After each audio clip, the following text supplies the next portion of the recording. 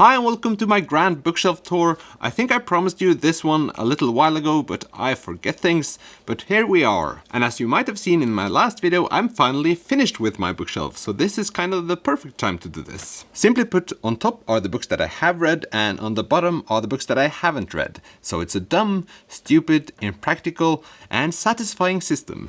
Sometimes. The reason why it's impractical, of course, is that for each time I read a bunch of books, I sort of have to move the whole section down a bit, and that takes a long time. I might have given you some insights in how that looks in the last video as well. In general, my bookshelves are pretty organized, but some places I have books that I don't know where to put, and these are some of those. It's books about Olav H. Hauge and Ingmar Bergman.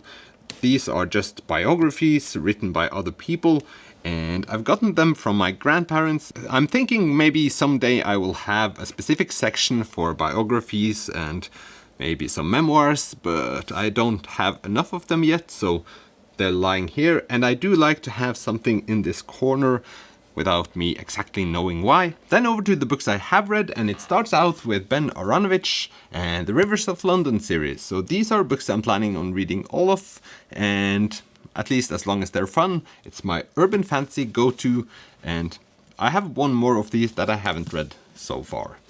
Also in the segment of books that's going to grow on my shelf are the books by Fredrik Backman. So you all know probably that I've become a huge fan of his books, and I'll just keep on buying them. My only issue here is that I have 3 of these, like the same edition.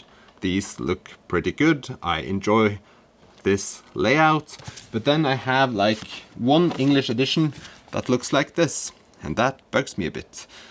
I know it shouldn't, but it does. And I do not know if I'll find this book specifically at the flea market, so maybe I'll never get to replace it to look like these. Life is hard sometimes. In general, I prefer paperbacks, but I do enjoy having hardbacks in my shelf. Except from fantasy, because I feel like fantasy books should be paperback. There are many feelings inside me that I can't really explain. Then we have an author that was about the only author I read as a kid, and that was Lars Saabye Christensen, here with The Beatles. And this was the sole reason why I started reading his books, because I love The Beatles. You don't always need that much inspiration to start reading a book. I think I was so young that I thought this would be about Beatles, and based on the cover, that sort of made sense in my head at least. But it's about 4 young boys, and they're growing up in Oslo in the 60s, with Beatles as a very central thing. And this is one of those books I really love, so I don't regret that at all. And these are actually 3 books in that series, so I read all 3 and then some. I'm sorry if my sofa makes noise, because I'm sort of standing in my sofa and I'm guessing that my microphone will pick this noise up. So I'm sorry. Then we have maybe my favorite book of 2 years ago, and that is All the Light We Cannot See by Anthony Dower. So this is about one French girl and one German boy during the Second World War, and it's just a beautiful book. And also a gorgeous cover, so jackpot. If we just jump down a bit, we've come to this section, and it's Independent People by Haldor Laxness. This is one of those books that I just keep on thinking about. I've mentioned this a lot. I gave it 3 out of 5 stars, but I really can't get it out of my head, just because of the atmosphere in the whole thing. And if you're in the mood for something gritty and dark and kind of dreamy, I would say, I would suggest you reading this one. It's still a classic, but it's a very memorable one. Also in the memorable section is this one. No One Is Talking About It by Patricia Lockwood. I didn't feel like I was in the mood for it while I read it, but afterwards I read several places that people talk about this one as the perfect explanation for how it is to be on the internet, and I have to agree with that statement. Here we also have authors that I want to read more books from, and one of those are Audur Ava Olavsdottir. This one I loved, and she has written several books that just intrigue me by the topic she discusses. One specifically about climate change, which is called Animal Life, I guess. Animal Life, yeah, I think so. And I've just been staring at that book in the bookstores, but I haven't done anything about it yet. Even though one time I found it at a huge discount and I just didn't do it. So I regret that, but the day will probably come where I get an opportunity to buy it again. Further down here we have one of those books I was lucky enough to read quite quickly after I decided that I would become a bookworm, and that is Good Omens by Neil Gaiman and Terry Pratchett. This one made me try to find books from these two to discover if there were more funny books out there. So I didn't know any of them when I started, and I just went with Neil Gaiman first. That's both good and bad in some way. I've read several Neil Gaiman books so far, but none of Terry Pratchett's, but I have some standing down below here. Here we also have Sigrid Sandberg's book, An Ode to Darkness, about her conquering her fear of the dark, and I'm sort of saddened that I forgot to mention this when I talked about Easter books, because this would be a perfect Easter read if you're at a Norwegian cabin, which I was when I read it. I'll admit that some of the reason why I love this is because it's short, concise, and of course a reason why it fits so well into the Easter aesthetics is that she writes about being at a cabin where she conquers the dark, so an easy choice for an Easter read. Now we're in from the other side, and this is my Neil Gaiman section. I love some of his books and I like all of them. So if you have recommendations for books for people that like both Neil Gaiman and Fredrik Backman, that would be great, because I feel like kind of a normie. I feel like everyone likes Neil Gaiman and Fredrik Backman to some extent, so it feels kind of stupid. So please give me recommendations. Other books that belong in this section is my Jon Fosse book, so I obviously need to read more of Jon Fosse's books, because this is kind of silly. Then we have a very beat up version of William Faulkner's The Sound and the Fury. This one I read 15 years ago, didn't understand a word, but I fought through it and it gave me absolutely nothing because I'm stupid. I still love the edition, I just obviously shouldn't have read it in English 15 years ago. Probably shouldn't read it in English this time around either, but probably won't read it again. I'm discovering things as we go. But good-looking editions of books isn't the only thing I do. I also do ugly ones, and this is The Count of Monte Cristo, one of my favorite books of all time, and a very... It doesn't look very good, does it? And an abridged version, of course. I need to read the whole Count of Monte Cristo at some point, but that one is a huge one. Some books that I keep forgetting that I've read are the Ludvig Holberg ones, because I read them many years ago. But I truly love his novels, or his plays. They're very fun and very easily accessible, and that fits me nicely. So even though these are written in a very old Norwegian language, I still like them. So that's kind of a miracle in some sorts. Also think these editions are kind of cool. Simplistic, but aesthetically pleasing. And beneath that shelf we have several of my favorites, including Summer Light and Then Comes the Night by Jon Kalmar Stefansson. Also an author I need to read more books from. Also here we have one of my bragging books, or one book that I like to talk about, and that's Kristin Lavransdatter. Maybe the book I'm proudest of having read, I guess. That's why I'm saying bragging book, or book to be proud of having read. It's a very chunky one, and I'm glad I read it. That's all. Not a chunky one, but a favorite is The Birds by Tarjei Vesaas. On the back of it, it says a masterpiece written by Ian McEwan. And last but not least, the David Williams books I've read. So these are all here. So this marks the end of the books I've read. So going all the way over there, coming back this way, then over there again, and back here. But we haven't checked out like the last shelf, and I'll see if I can turn this camera around a bit. It's not like you can see it, but besides this chimney are the rest of my books. It's the books you see when you watch a regular video of mine, my background. So let's walk over there and look at the last shelf of books I have read. So if we turn this thing around, you can see the rest of my shelf, and this is basically my YouTube background. Also here is my light. It's enough light to put it in those terms. Also here is a speaker as a part of my surround sound system. This also acts as acoustic treatment for my face, or from my face. And then moving past that, we have the last of the books that I have read. So these are mainly built up of Karl Ove Knausgård books, as you can see. I'm still lacking my struggle book, and that is constantly bugging me, but I'm hoping to find that one in a flea market not so long from now. Also worth mentioning on this shelf is my When We Cease to Understand the World by Benjamin Labatut. I think I talked about this in a recent video. I truly love this novel.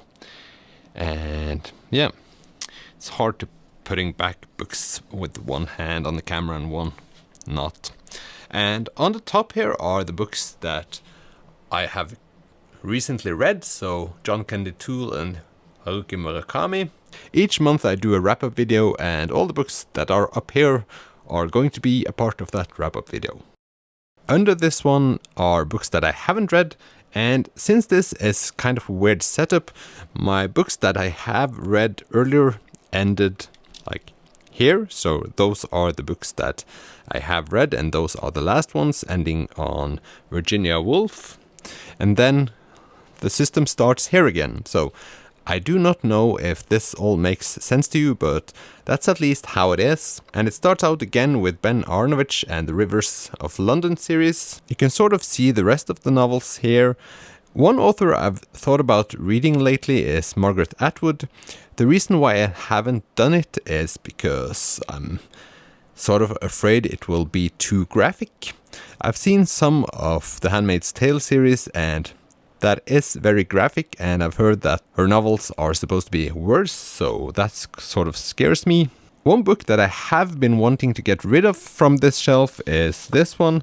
It's, let's see here, Jest Borgen and My Life. So Jest Borgen is a famous convict, sort of one of Norway's earlier Robin Hood figures. I keep it around because it's from the place I grew up, but that's basically why. Still want to get rid of it, but sort of can't. Also here we have The Vanishing Half by Britt Bennett. This is actually one of the first books I bought when I started my YouTube channel, basically because it was shortlisted for the Women's Prize for Fiction. I don't know, I just have lost my appetite for it a bit, and we'll just see. Under here we have some of my lenses. It's a bit dark, let's see here. Yeah. I usually keep camera gear here because it's too far up for my kids to reach, so that's handy. Also, it's a series of small books here that I got from my grandfather, and those are real novels. So this one in red here is a novel by Frode Gytten called Hello. If I'm getting real desperate, I can pick those up one day and try to read them. They are truly small. And the font isn't all that bad, actually. A lot of novels have something to learn. Oh, a picture as well. So if I'm struggling to reach my reading goals, I might just have to read one or two of these at the end of the year. If we go further down here, we start off with For Whom the Bell Tolls by Ernest Hemingway. This I saw in the store the other day, and I thought it looked a lot smaller. I don't know if that's an abridged version or not, but someday I'm going to find out. I got this from my friend for Christmas last year. No, the year before. It's Dune, and I think this is a very cool edition. I haven't really read any sci-fi yet, so this might be one of the first. At least it's a classic, and it has an introduction by Neil Gaiman, so probably there's something I will enjoy about it. Nick Hornby is actually one of those authors that I read books from when I went to high school, and after that I haven't read any of his, but I have 3 standing here that I haven't read. So I've read High Fidelity because the person in that novel reminded me somewhat of myself, and then About a Boy, that you maybe have seen the movie too, which are 2 very enjoyable books. Then we have these ones. I don't know what these are in English. Something about a kite. The Kite Runner, that's it. These novels are very popular, and I have the 3. I think these 3 are part of the same series. I hope so. I'm guessing that I'm going to like them, but I'm also guessing that I'll be a little bit bored. And going down a step, it's starting to look a lot like fantasy, actually. And this is a coincidence because it's still in alphabetical order. But it starts out with Sally Rooney. I want to read more of Sally Rooney's books because I loved Normal People, and after that it sort of stopped. Then we have The Name of the Wind, probably the fantasy series that I'm going to read next. And I was lucky enough to find both that one and the second book at a flea market last year. Then we have Nattens Magi, or The Night's Magic, The Magic of the Night, that I got sent to me. Also a Norwegian fantasy that I'm looking forward to read. And then Midnight's Children. I am wondering about if I should make a new DNF shelf at some point, because this is about my only DNF, but I'm trying to get better at it. Maybe as time goes by, I will have read enough of them to put them in their own shelf, so I'm not quite sure. Then it starts with The Way of Kings by Brandon Sanderson, so these take up a lot of space, and I mentioned them in my last video because I got rid of one of his books, and I do not regret that. And then we have one book that has been intriguing me for a while, but I haven't read, and that is Austerlitz by W.G. Sebald. This is one of those books that I thought of as not an easy read, but more entertaining than not, and easy digestible, I guess. But then people on YouTube started talking about it, and those people are people that I truly think are people that spend a lot of time thinking and really digesting the words, and I'm not there yet, so I'll wait a bit. Also in the same category as this one, and that's Ali Smith with Summer, so part of her quartet. Dag Solstad, which I haven't read anything from yet. Amalie Skram, which I have read something of and do want to read more of soon. Then there is the Shelf of Shame or something along those lines. It's not that, it's more like I want to be reading more of Jon Kalmar Stefansson, but it has just not happened yet. Probably because I don't know where to start, because I've only read the one and I truly loved it, and I don't know what's stopping me. I just can't decide on starting reading his books again. At some point I will, and I think I will enjoy it. Now let's get down and let's just go down there. And this might just be the section that I'm currently working on, because I'm reading these at the moment, and these are Anna Karenina by Leo Tolstoy. It was difficult to show you guys how it looks. There you go. I'm about halfway through it, and it actually has made me want to read War and Peace. That only means that I'm enjoying Anna Karenina at the moment, and that War and Peace might not be the worst idea I've had to read. And if there are any of you out there now thinking that shouldn't these books have had authors starting with W, for example, you're very much correct, but I haven't gotten around to fix up the last mess I've made these couple of days. So these are going to be moved 1 meter that way.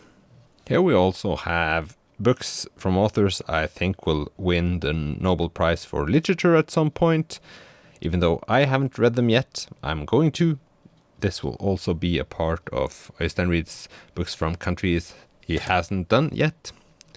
Haven't done yet? Hasn't done yet? I'm not quite sure. Also, one book I'm really curious about is this one. I'm just guessing now, but in Norwegian this one is called Klokken i Makedonia, The Bell in Macedonia by Knut Thomsen. This one has been a part of a Norwegian book club, like a national book club, and thus many people have read it.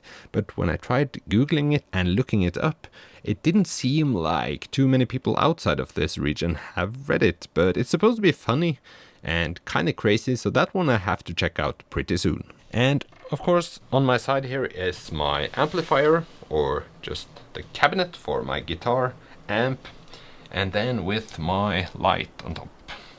Shine bright like a diamond. I'll try to stand up now. I did manage to stand up, so that's a great thing. And here is my amp, and I'm really happy with this one because it's very small. It's also very loud, even though that doesn't matter that much, but all the wires are on the back of my bookshelf, so they go directly down to my cabinet, and I don't have to worry about people destroying things. It's supported by comedies by William Shakespeare. This is only for the looks of it. Even though I've enjoyed Hamlet, I've not come further further or farther since then. I've become father since then. No, that's not true. Since I was tidying up the place the other day, I decided to put Lars Saabye Christensen's short story collections in one heap together with 2 sort of random books. And I'm pretty satisfied with my decision. They look great. I have no intention of reading them just yet because there are too many. My intention has, of course, always been to have books in all of my shelves, but if I do that, it will be very hard when I finish reading the books and they fill up this way. And when they go all the way here, I sort of have to move all the books down a bit. And it's starting to fill up, which is a problem. So that's why I'm leaving quite the open space in the middle area. And yeah, my father has painted this picture and also my grandmother's old camera, which is just on display because I don't take analog photographs at the moment. I do take a lot of photos, but beginning to take analog photos at this time would be madness. But it's a cool looking camera and the lens is, yeah, let's just say it's filling up a bit of space. I find the aesthetics to be cool. Then I haven't yet decided what I'm going to do with these 2 shelves. They're sort of just placeholders for future books, but I imagine that I'll put some pictures there as well. And this is the poems and music section. I am trying to read more books about music and artist-related books, so this section will probably grow. And here we have my poems. These are all from my grandparents, because I'm not the person that goes out and buys poems by myself. And I don't know if poems are for me yet, but I'll find out. And here we are under the short story collections. And here I believe we have a lot of treasures. Like, take for example... So I've jammed these pretty tight together, so sometimes it's difficult to take one book out, but they look nicer, I would say. But it's still a hassle getting them out. So this is the first novel in the Discworld series by Terry Pratchett. A lot of people say that you shouldn't really start there, so I haven't. And luckily I've found 2 more books, or 3, in the series, and I have 1 more standing here. So 5 Terry Pratchett books that I haven't read. And as I said, I haven't read any books from him other than Good Omens, so there is something to be said about that. A lot of shame involved. And right at the corner here we have my Murakami collection, and I have 7 Murakami books. I haven't read any of them, so yeah, I do like his writing, and recently, as I showed you, I'd read 1 new book from him. The 2 I've read have been great. I just presume that they all will be. This might be one of the more accessible ones, or that's what I've heard. I do believe it. It's a love story, so I might just start there. Kafka on the Shore, I have been wondering about. It seems a bit difficult to get a grip on what is real and what is not. But I bought that at the same time as I bought Norwegian Wood, so I would get them in the same edition. I don't love these editions, but I felt like it was a good thing to do. This is one of the reasons why I'm on a book buying ban this year, or a book buying restriction, maybe. The sequel to the Thursday Murder Club, I really need to read soon. I loved the first novel, and I presume I will love this one as well. I recently read Odin's Child by C.A. Petterson, and this is the newest series. I'm kind of sad that I have this one and not the sequel to Odin's Child, but I will probably want to read this one at some stage as well. As well. I will definitely have to clean up a bit after this video. Here down below you have my latest editions of shelves. So this is also the books that's going to be last, so they're moving over there to the other side of the chimney. And here you have, of course, David Williams. It's very easy to find his books thrifted, so I can't contain myself. Also, A Little Life.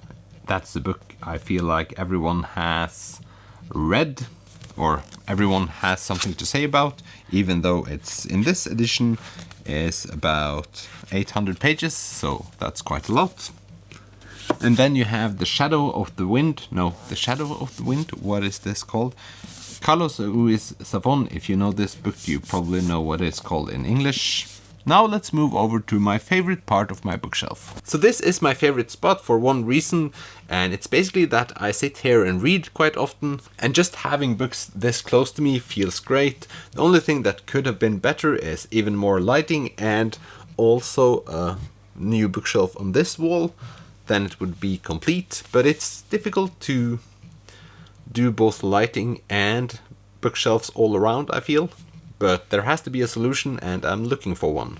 Up here are the books that I have read but can't fit in my shelves, so these will be lying here. It's Educated by Tara Westover, which I loved, and then Bewilderment by Richard Powers, which I thought was okay. Here on the end you have the Jon Fosse books I haven't read. It's 2 of the 3 septology books. I'm sort of hoping to find the third one this year. If I do end up with having a different edition with the third novel, I will kind of lose it, but that will also make for good content, I guess. Then over to my problematic section, and that is Charles Dickens. I do not know where to start with Charles Dickens, and a lot of people have scared me when it comes to his authorship and what it's like to read his novels. So I've just put it on hold. There is some very old editions of David Copperfield. I think they look kind of cool, but also I just don't know if I'm going to read them, so I could just buy another version, a newer version. It would make my life easier. So also Vernon Subutex by Desperantes. I have no idea how you pronounce the name. I've found all 3 thrifted. They seem like very cool books, so these ones I'm hoping to start not that far into the future. There are a lot of books, and I do not know how many books I'm going to talk about. I think I'm going to wrap it up quite soon. This one bugs me a bit. It's Kallak by Kim Leine. I read his Prophets of the Eternal Fjord, I guess it's called in English, and this one is about himself and what he has experienced, and he has had a quite rough life. But then I read the other novel and I didn't like it, but I think this will be different, so I just have to jump into it and see what happens. The other day I had visitors and they asked me if I'd read this one, 100 Years of Solitude by Gabriel Garcia Marquez. I told them that I'd tried, so I lied earlier. I actually DNF'd this one as well, but I DNF'd it before I knew what DNFing was. And they were like, it's our favorite novel. So I was thinking of giving it away, but now I might have to reconsider. But they also said that they read it over a very long period of time and that there was so much information to take in, so I kind of get why I didn't like it when I read it. But I didn't feel it was the language, I felt it was more the story and the magical realism. Anyway, I have to reconsider my life. So this is what it looks like with a little bit of additional lighting, and I'm very happy with it. Now I just have to find something to put in the middle there, because it looks very empty and I need something to fill that void in my life. If you have questions about my bookshelf, please comment them below, because I'll be happy to answer. Thank you so much for watching this video, and I'll see you in the next one. Bye!